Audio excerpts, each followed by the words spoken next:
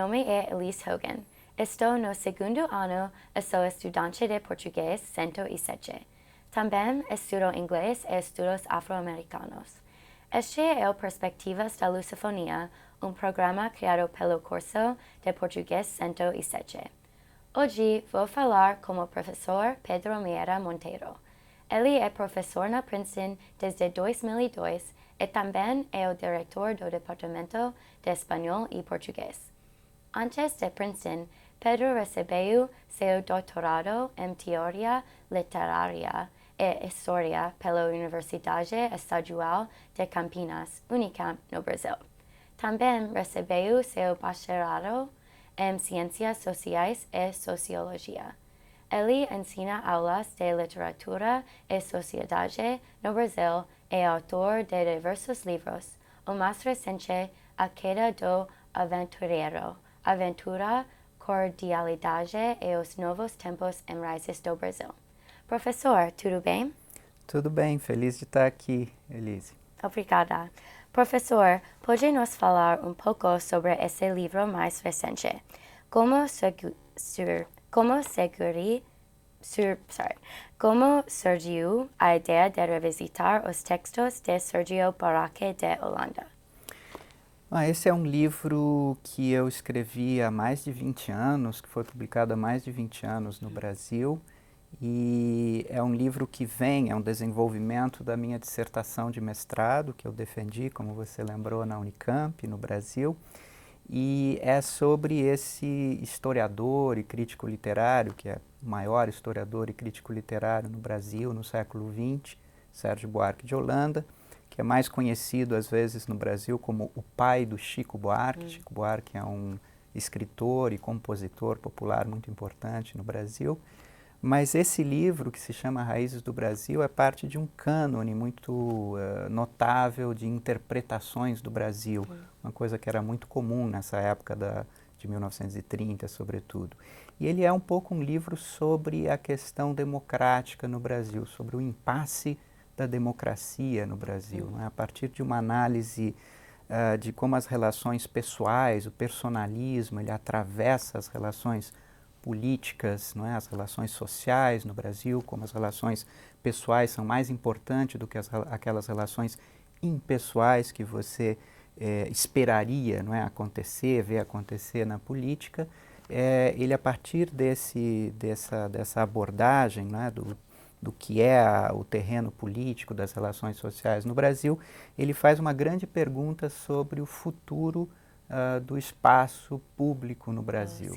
Ou seja, num país onde a família, onde os valores privados são muito importantes, como é que você estabelece um espaço público, onde o sujeito deveria realizar não a vontade sua ou da família, mas a vontade de uma coletividade? Essa é uma discussão muito importante na época. Foi muito interessante para mim revisitar esses textos, esse meu livro, mais de 20 anos depois, e lançar essa segunda edição, que é uma segunda edição revista, mas também ampliada, porque a minha própria leitura, não é, desse texto, ela mudou muito nesses 20 anos. Entre outras razões, claro, porque a gente fica mais velho e começa a ler de uma forma diferente, não é? Algumas das minhas hipóteses, elas acabaram encontrando alguns críticos do próprio Sérgio Buarque de Holanda que questionaram, às vezes, de uma maneira muito sólida nessas minhas hipóteses. Então, eu tive que também me colocar diante da fortuna crítica do Sérgio Buarque de Holanda. Mas o que eu acho que é mais importante é que depois de 20 anos o contexto mudou muito no Brasil. Então aquilo que era, quando eu publiquei o livro lá no final da década de 1990, um momento de reabertura democrática, não é? Lembrando que o Brasil tinha saído da sua última ditadura um pouco antes, né? Em 1985, não é? Você tem o último momento, talvez, da ditadura, a primeira eleição efetivamente livre e direta acontece em 1989 no Brasil. Então, ali na década de 90, quando eu escrevia sobre um livro que falava da democracia, do impasse democrático, havia muita muita esperança em relação à abertura do espaço democrático no Brasil, né? Isso estava acontecendo. E 20 anos depois, a gente vive um momento de retração da democracia em várias partes do mundo, né? Neste país, por exemplo, essa é uma questão também, como a gente sabe. Mas no Brasil é um momento muito crítico e muito difícil, muito triste também, né? Onde justamente a lógica da família, dos valores privados, não é? Que é aquilo que o Sérgio Buarque critica no seu livro, ela está prevalecendo, não é? Porque a gente tem um presidente autocrata, não é? Que está sempre flertando com uma quebra definitiva, não é? do sistema mínimo, não é? De sustentação de uma sociedade liberal, democrática. Então esse livro agora, ele é como se aquela promessa da democracia de 20 anos atrás, ela não se realizasse. Então, de uma maneira muito triste, é como se isso confirmasse algumas das hipóteses e dos dilemas, não é, apontados pelo Sérgio Buarque lá na década de 1930. Então tem 3 momentos, né, 1930, 1990 e os anos agora de 2020, 2021. Né? Então foi muito bom para mim revisitar esse livro, além de ser um auto-estranhamento. É engraçado a gente se ler mais de 20 anos depois, a gente não se reconhece totalmente. Sim. Você editou, traduziu e escreveu alguns livros. Como é o processo de conceber um livro? Isso é muito difícil de responder, Lise, de uma maneira assim genérica. Na verdade, cada livro tem a sua história, ele começa num certo momento, mas raramente um livro começa num momento em que a gente sabe o que está fazendo. Isso é uma coisa muito interessante. Isso acho que vale para todas as atividades mais importantes da vida da gente. A gente não sabe exatamente por que e quando a gente está efetivamente começando alguma coisa, né? No caso de um livro, muito especialmente, não é? Às vezes você, quando você está escrevendo um livro, sem saber, você está preparando um outro livro, porque tem ali um galho, né, dessas raízes, digamos, que está se desenvolvendo. Às vezes é uma pequena questão que está lá na tua memória, não é? E que fica ali martelando, mesmo que num plano inconsciente, e que de repente começa a fazer sentido quando você tem um novo horizonte de interpretação dado por uma série de leituras que você fez. E aí, quando você percebe, você já está preparando alguma coisa que pode ou não se tornar um livro. Né? Eu acho que todos nós, sobretudo no mundo acadêmico, onde a gente produz muita, né, nas humanidades, produz livros, a gente está sempre imaginando e concebendo muitos livros. Né? Mas nem todos eles chegam a se transformar naquilo que é uma obra, né? Isso depende de uma série de fatores, às vezes muito casuais, né? Se eu tenho tempo para desenvolver aquele tema, se aquele tema está realmente ressoando com o debate público, não é? E às vezes tem muito a ver, e esse eu acho que é um processo bonito, tem muito a ver com os cursos que a gente dá como professores universitários, né? Às vezes um curso determinado, ele começa a ganhar uma força, uma solidez, mas também uma estranheza, tal que você resolve escrever um livro. No fim das contas, alguns bons livros podem começar num curso, né? Num freshman seminar, por exemplo, ou num curso que você dá qualquer. Sim, obrigada. Nos livros traduzidos, como foi o processo de tradução? O que é mais difícil? Essa é uma ótima pergunta. Eu acho que eu não sou um tradutor profissional, né? Quer dizer, eu não vivo disso. Eu fiz várias traduções já do francês para o português, do espanhol para o português e do inglês para o português. O último trabalho que eu acho que é mais importante que eu fiz de tradução foi um livro que eu traduzi, editei, organizei, prefaciei, né? Escrevi o prefácio, de um colega que é professor emérito aqui da universidade, que é o Arcádio Díaz Quiñones, que é um crítico porto-riquenho muito importante. O livro se chama A Memória Rota, ensaios sobre cultura e democracia. E é um livro cheio de nuances, é um livro com muito trabalho sobre a língua. Não é? É um livro, inclusive, que tem um largo ensaio sobre uma expressão, por exemplo, muito usada entre porto-riquenhos, mas não só, tanto na ilha quanto na diáspora, né? Aqui em Nova York, em New Jersey, tem muitos porto-riquenhos também. Né? E essa expressão que é bregar, ela já desencadeia toda uma reflexão para ele, autor, Arcádio, não é? E que eu tenho que seguir, não é? Com o português, com a língua portuguesa. Mas nem sempre o português chega a alcançar aquilo que essa palavra, num determinado contexto linguístico, está significando. Não é?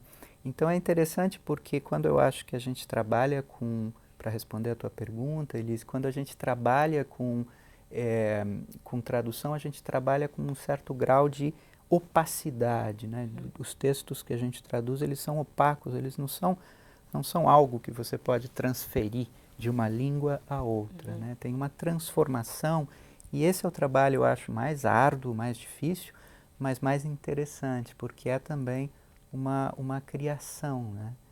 Então, e eu acho que quando a gente traduz, a gente também faz um serviço, né, muito importante, de abrir um pouco os horizontes, né, de buscar outros leitores, não é, para outras aventuras intelectuais que os livros escritos em outra língua e também em outros contextos políticos, geográficos, não é, esses livros trazem muita coisa que fazem com que o próprio português, a própria língua portuguesa fique estranha, né? Se ache estranha diante desse outro que é o texto estrangeiro.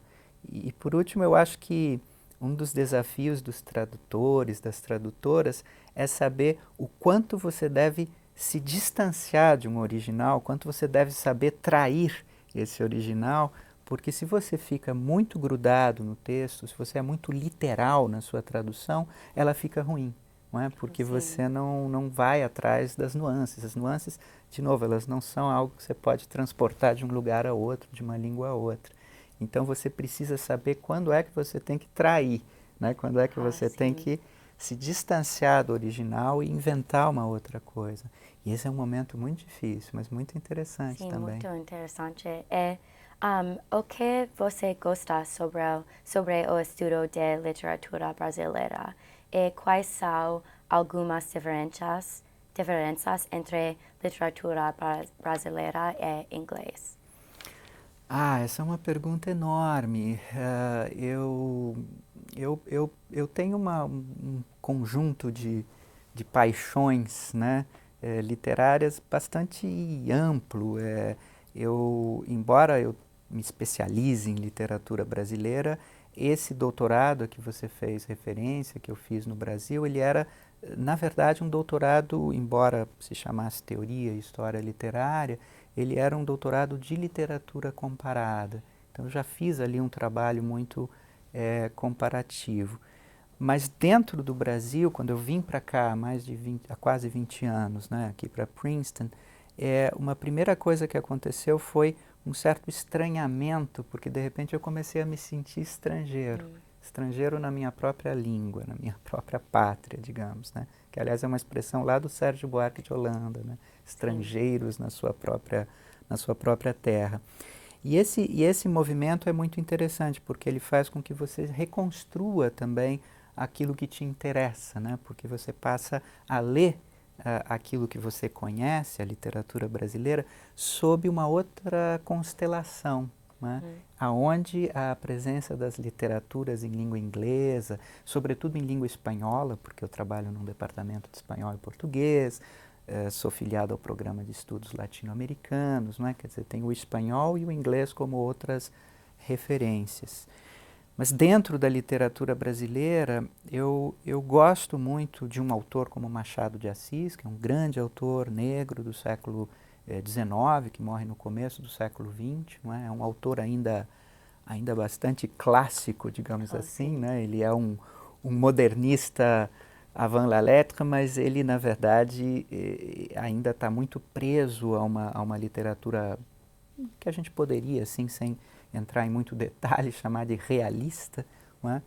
ele não tem ainda aquela experimentação que vão ter as vanguardas lá no século XX, né, os chamados modernistas brasileiros, né, que podem ser pensados em paralelo com o modernismo de língua inglesa, né? Mas para responder a tua pergunta, eu gosto muito desse autor e dos problemas que ele deixa, porque sendo um autor que trabalha muito com a questão da escravidão como uma presença forte nas relações sociais, isso aparece de uma maneira muito rica, muito interessante na própria literatura dele. E isso marca e deixa abertas questões que vão reaparecer no século XX e até hoje na literatura brasileira, né? Então, os meus interesses são também pela literatura do século XX, pela literatura contemporânea, e ultimamente, não por acaso, né, porque a questão negra, a questão da herança da escravidão é tão forte para o mundo pós-colonial e para o mundo inteiro, né, neste país também, no Brasil, que esse eixo dado pelo Machado de Assis, eu acho que me orienta de alguma forma até hoje.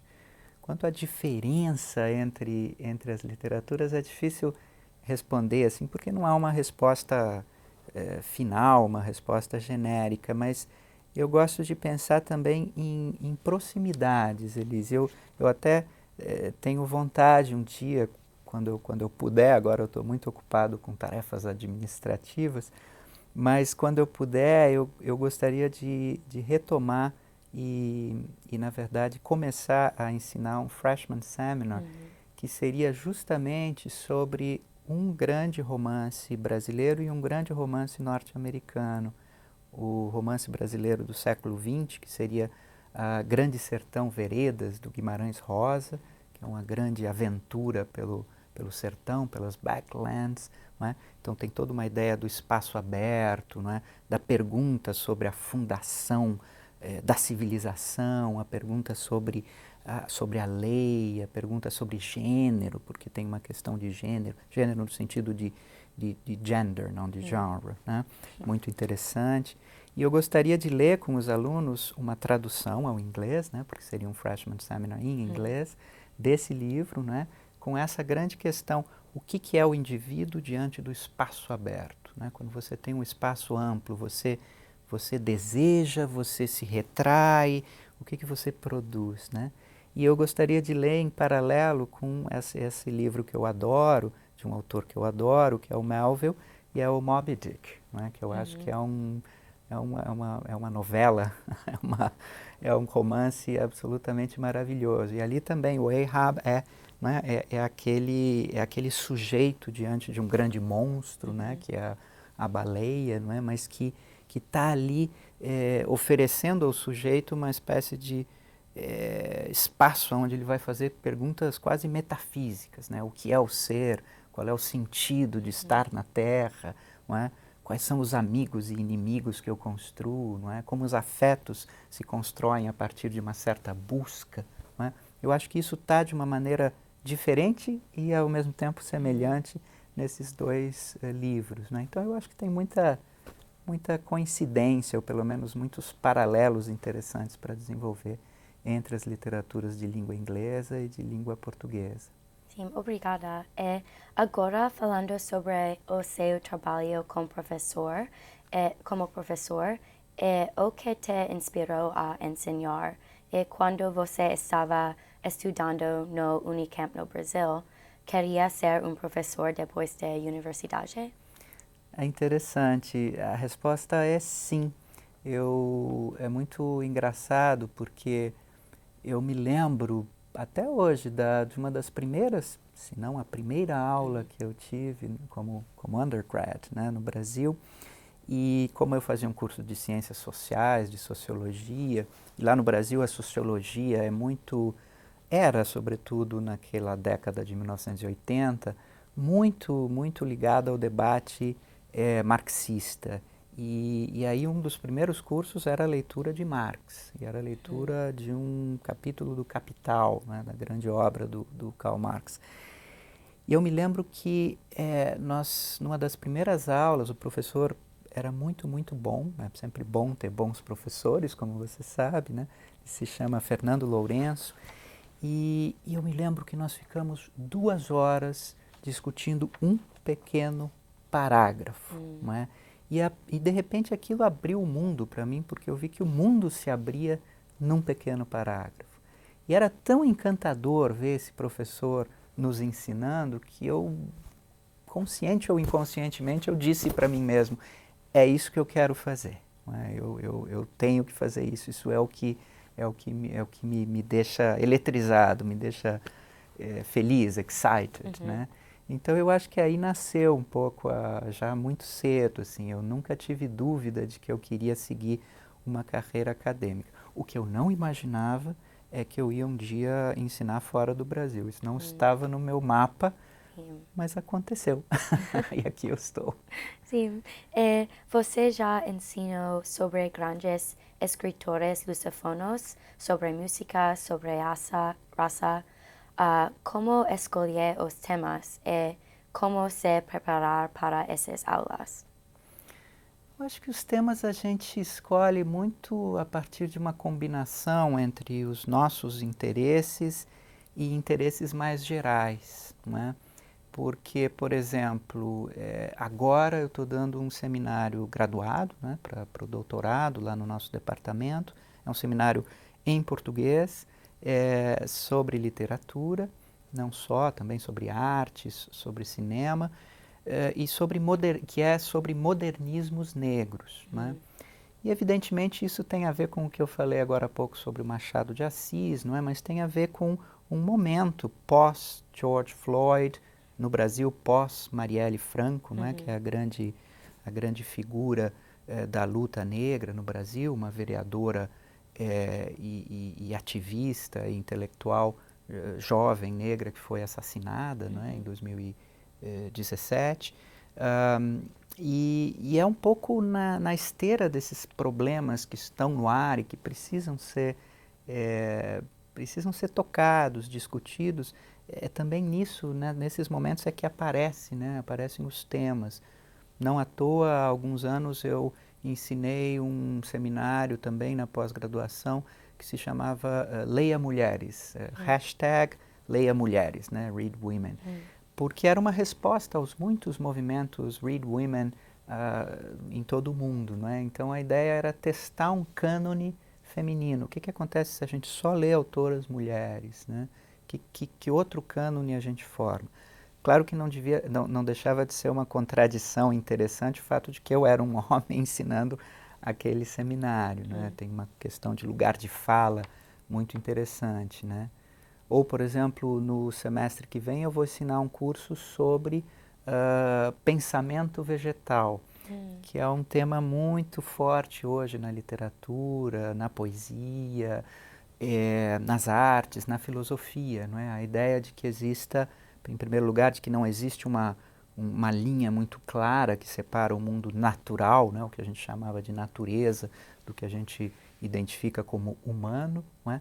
Mas também a ideia de que exista nas florestas, por exemplo, uma forma de convivência e de vivência e uma espécie de inteligência, que não é aquela inteligência cartesiana que a gente está acostumado a pensar a partir de um sujeito pensante, mas é uma outra forma de inteligência, uma forma de pensar o coletivo a partir da coletividade, né? Esse é um debate muito forte hoje em dia, então é um debate que está aparecendo. Então assim formam-se os cursos, né? Um pouco a partir das vontades, das coincidências, né, biográficas de cada um, o que cada um está vivendo, mas das urgências do tempo, né, do que o tempo está pedindo que a gente discuta. Sim. Você já esteve à frente do Brasil Lab com João Biel. O que te inspirou a fazer a Brasil Lab? Esse é um projeto muito bonito que nós fizemos, eu e o João Biel. Hoje o João é o diretor do programa e dirige de uma forma maravilhosa. Eu estou agora como diretor do departamento de espanhol e português, mas a gente tem muita colaboração, não é? E tem feito muitas parcerias entre o departamento e o Brasil Lab.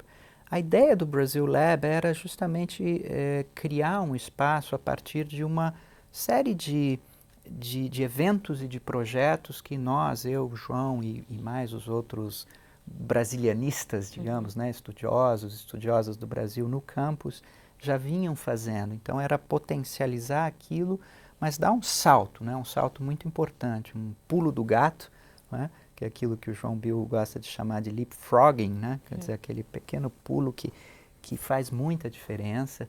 E aí a gente fez a proposta para o PIERS, né? O Princeton Institute for International and Regional Studies, desse hub de pesquisa que seria sobre temas lusófonos, especialmente, mas não só sobre o Brasil, mas que seria menos um centro de area studies, de estudo de uma região, e seria muito mais uma forma de mostrar como o Brasil é um espaço e um elemento interessante para pensar no mundo e para pensar outras coisas. Quer dizer, as coisas que estão acontecendo no Brasil muitas vezes, como as coisas que acontecem em qualquer lugar, evidentemente, são às vezes pequenas chaves para a gente discutir e entender problemas que vão muito além daquele espaço, né? A gente faz muito esse movimento. Então, o Brasil Lab ele traz para dentro de si pesquisadores de várias áreas, inclusive das ciências, né?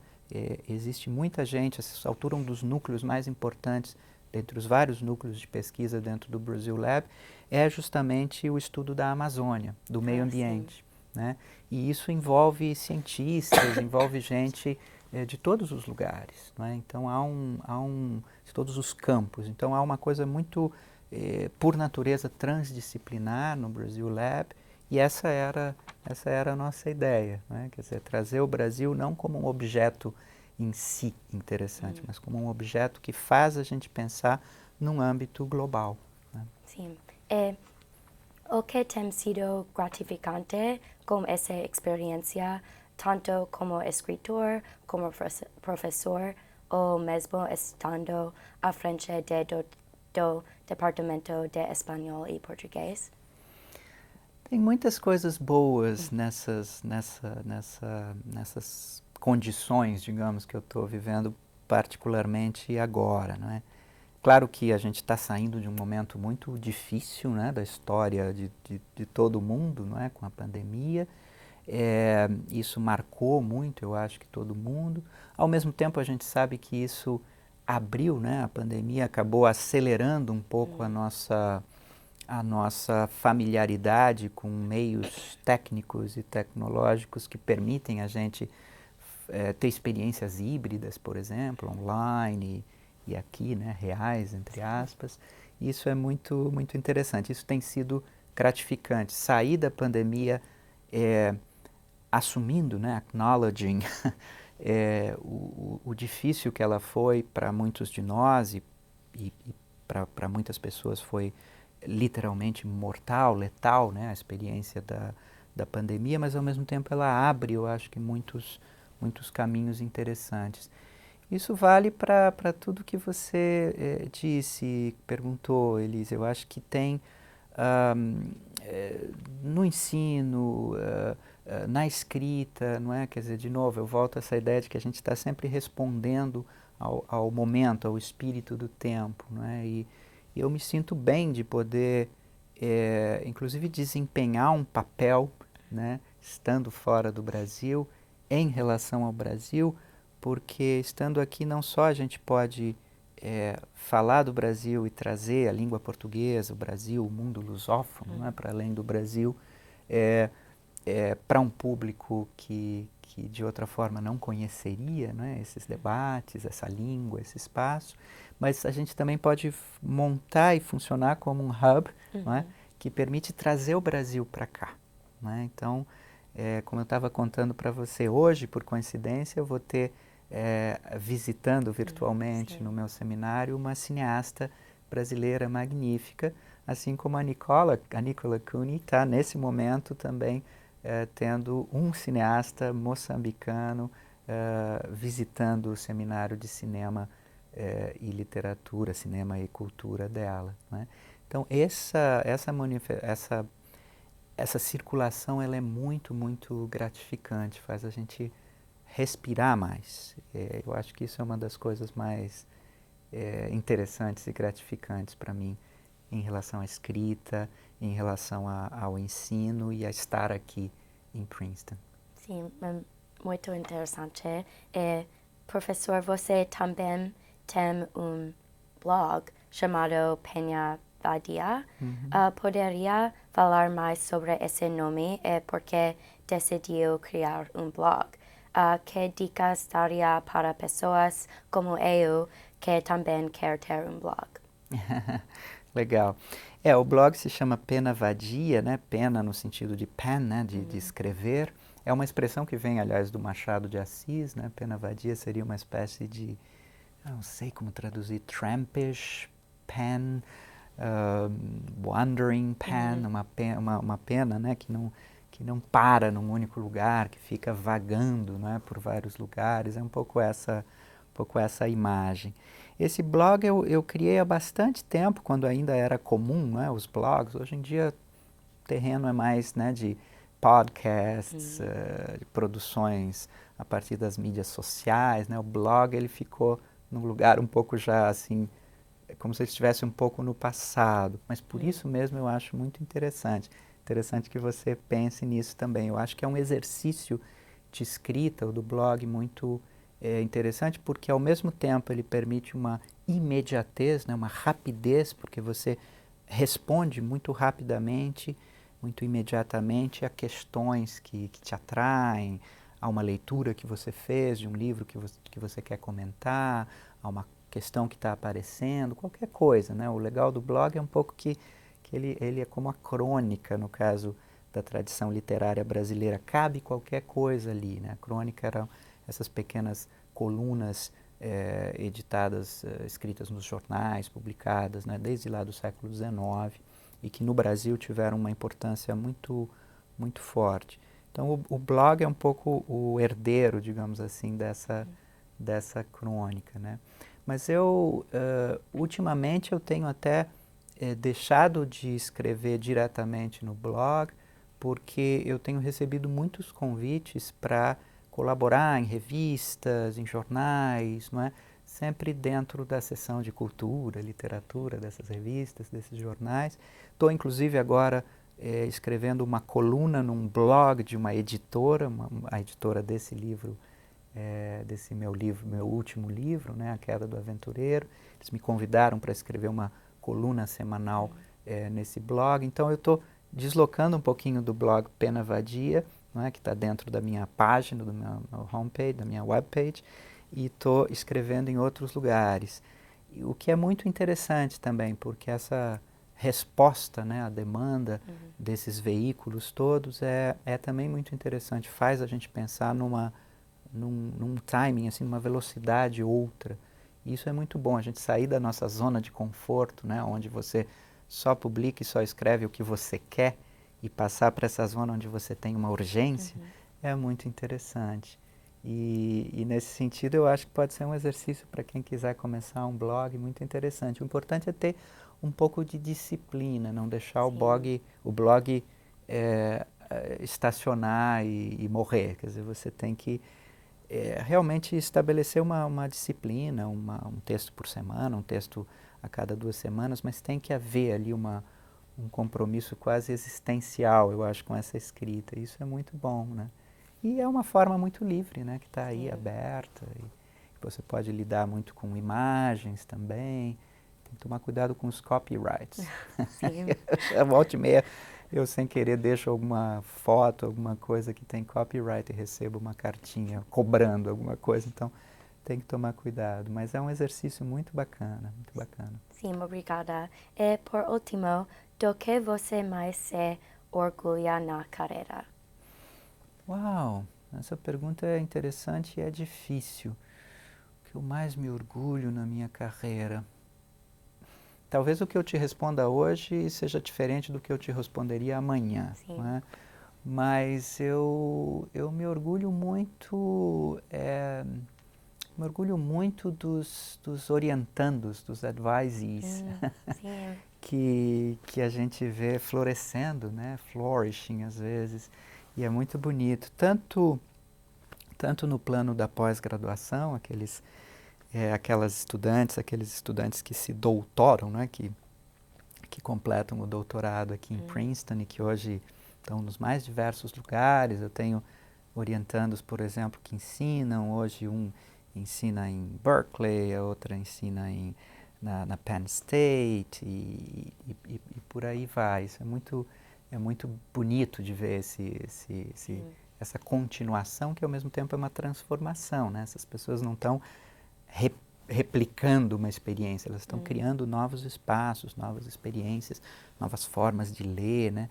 E essa coisa intergeracional também, né? De ver a próxima geração firmando e um espaço, criando, né? Sua forma de pensar, de ensinar. Eu acho isso muito bonito. E no nível undergrad também, né? Embora seja menos intenso, mas às vezes é muito bonito ver um estudante, uma estudante, né, que você acompanhou num junior paper ou sobretudo numa senior thesis, e indo para o mundo, né, e se desenvolvendo, se abrindo. Isso é muito bonito. Às vezes a gente acaba acompanhando a carreira, né, desses undergrads quando eles se graduam em Princeton, e é muito bonito ver que tem uma autonomia absoluta, mas também algumas das sementes que a gente deixou pelo caminho, elas floresceram, né? Você tem um pequeno papel na vida das pessoas. Eu acho isso talvez seja o que mais faça sentido, assim, o que mais me deixa orgulhoso.